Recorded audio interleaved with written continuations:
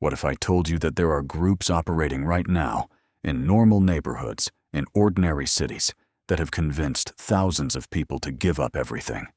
Their money, their families, their freedom, their lives. These are not ancient history. These are not fictional stories. These are real organizations that destroyed real families. And what happened inside them is more disturbing than anything Hollywood has ever produced. Stay with me, because what you are about to hear will shock you to your core. The word cult is thrown around loosely in modern culture. People use it to describe anything unusual or extreme. But a true cult, in the psychological and sociological sense, has very specific characteristics. Total control over members, isolation from family and friends, financial exploitation, psychological manipulation so deep that members genuinely cannot see what is happening to them. A charismatic leader who positions himself as the only source of truth, the only path to salvation, the only person who truly understands the world. And the most terrifying thing about cults is not the leaders. The most terrifying thing is how ordinary the members are. These are not weak people, not stupid people, not broken people.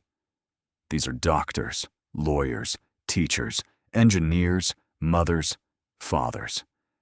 Normal human beings who were targeted at vulnerable moments in their lives, and slowly, methodically, expertly manipulated into giving everything they had to someone who deserved nothing. We begin in California, in the 1970s, with a man who started with a dream and ended with a nightmare that shocked the entire world. His name was Jim Jones, and his organization was called the People's Temple.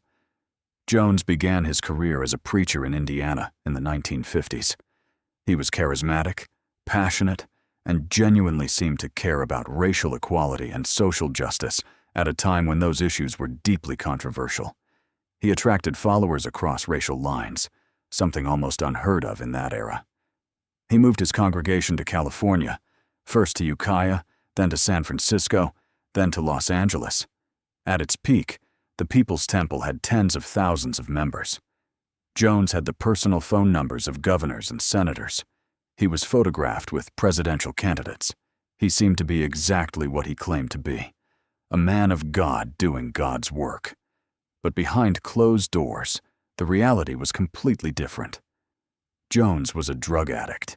He was paranoid, controlling, and increasingly unstable. Members who questioned him were publicly humiliated. Those who tried to leave were threatened. He conducted what he called white nights, fake suicide drills where members were told to drink punch that they were informed contained poison. Those who hesitated were pressured, screamed at, shamed in front of the entire congregation. Jones was conditioning them, training them to obey without question, even when the command was to die. In 1977, as journalists began investigating the People's Temple, Jones moved his entire congregation to a remote jungle settlement in the South American country of Guyana. He called it Jonestown, and he described it as a paradise, a socialist utopia away from the corruption of America. What it actually was a prison. Members had their passports confiscated. Armed guards patrolled the perimeter. Mail was censored. Contact with the outside world was controlled, and the White Nights continued. On November 18, 1978, following the visit of a United States congressman named Leo Ryan, who had come to investigate reports of abuse, Jim Jones ordered his followers to drink cyanide-laced punch. Some did so willingly. They genuinely believed it was an act of revolutionary protest. Others were held down and injected. Children were among the first to be killed, their parents watching, before drinking themselves. 918 people died in Jonestown that day. 304 of them were children. It remains the largest single loss of American civilian life in a deliberate act until September 11, 2001. Jim Jones died of a gunshot wound to the head. Whether it was self-inflicted or not has never been definitively established. This was just the beginning. the story gets darker. Much darker. In part 2, we go inside 2 more cults whose stories are even more disturbing. Stories that happened not in jungles, but in ordinary American cities, in houses that looked just like yours. Subscribe to VaultX Mysteries right now, so you do not miss what comes next, because the vault goes deeper than you think. In part 1, we told you about Jim Jones, about Jonestown, about 918 people who died in a jungle in Guyana because one man convinced them that dying was the right thing to do. If you have not watched part 1, go watch it now. The link is in the description. Because what we are about to tell you is even darker. These stories did not happen in remote jungles. They happened in Texas, in New York, in cities you have been to, in neighborhoods that looked completely normal. And the people involved looked completely normal too. Until they didn't. From California, we moved to Texas, to a compound outside the city of Waco, where in the early 1990s, a man named David Koresh had assembled a group called the Branch Davidians. Koresh, whose real name was Vernon Howell, had taken control of the group through a combination of charisma, biblical knowledge, and sheer force of personality. He claimed to be the final prophet, the only person on earth capable of opening the 7 seals described in the book of Revelation. And his followers believed him. Completely. They had moved to a compound called Mount Carmel Center, an isolated property outside Waco where they lived communally under Koresh's total authority. Koresh controlled everything: what members ate, when they slept, who they could speak to.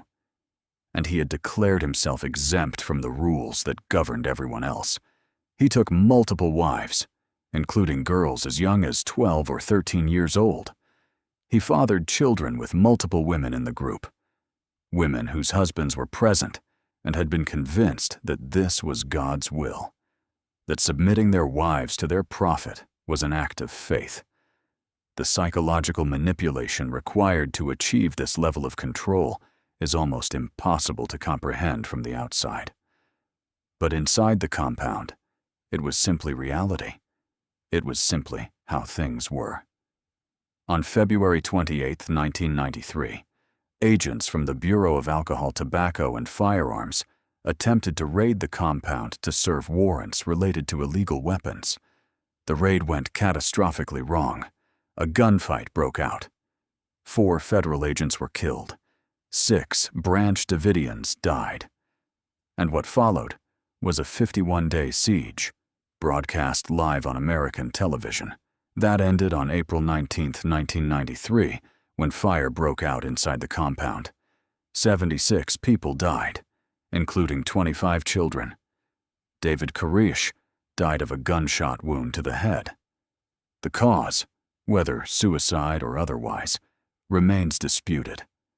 From Texas, we travel to New York, and to a story that is in some ways more disturbing than Jonestown or Waco, because it happened not in a jungle or a remote compound, but in the most normal, suburban, ordinary settings imaginable. This is the story of NXIVM, pronounced NXIVM, founded by a man named Keith Raniere in the late 1990s. NXIVM presented itself as a self-improvement company, a personal development program for high achievers. Successful people, executives, entrepreneurs, celebrities, paid thousands of dollars to attend seminars that promised to help them unlock their full potential, remove their psychological limitations, become the best version of themselves. And many of them, at least initially, felt that it worked. They felt more confident, more focused, more driven. They recruited their friends and colleagues. They became evangelists for the program. They had no idea what they were walking into. Because beneath the self-improvement branding, NXIVM was something else entirely. A pyramid of control and exploitation with Keith Raniere at the center. And at the innermost level of that pyramid, unknown to most members, was a secret group called DOS, a sorority, Raniere called it, a sisterhood. Women who were invited to join were told it was an exclusive mentorship program for high-achieving women. What they were not told, until after they had already committed, was that joining required them to provide what Raniere called collateral. Damaging information about themselves and their families, compromising photographs, signed confessions to things they had never done. This collateral was held over their heads. If they left, it would be released. If they disobeyed, it would be released. They were then required to recruit other women into DOS, who would also provide collateral, and so the pyramid grew. Wider and wider, deeper and deeper, with Raniere at the center, receiving the collateral, holding the power. Several women were branded with Raniere's initials, using a cauterizing iron, on their bodies, permanently, as a mark of belonging, as a mark of ownership. NXIVM operated for nearly 20 years before it was exposed. Keith Raniere was arrested in 2018. In 2019, he was convicted of sex trafficking, racketeering, and multiple other federal crimes. He was sentenced to 120 years in prison. Among those convicted alongside him was Allison Mack, a well-known Hollywood actress who had been one of NXIVM's most enthusiastic recruiters. The case revealed that among NXIVM's members had been heiresses, doctors, actresses, and successful professionals, people who by every external measure had every advantage in life. And yet, they had been manipulated into something that destroyed them. What do Jim Jones and David Koresh and Keith Raniere have in common? They are charismatic. They are intelligent. They are extraordinarily skilled at identifying what people need and pretending to provide it. They find people at vulnerable moments, at crossroads, at times of grief or confusion or searching, and they offer certainty, community, purpose, belonging. These are not small things. These are fundamental human needs. And when someone offers to meet those needs, completely, unconditionally, immediately, the psychological pull is enormous, even for strong people, even for smart people, even for people who would tell you, before it happened to them, that they would never fall for something like this.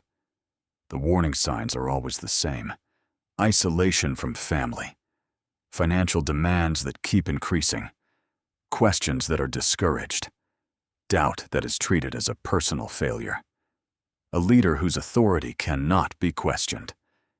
If you ever encounter these signs, in any organization, any relationship, any group, that is the moment to walk away.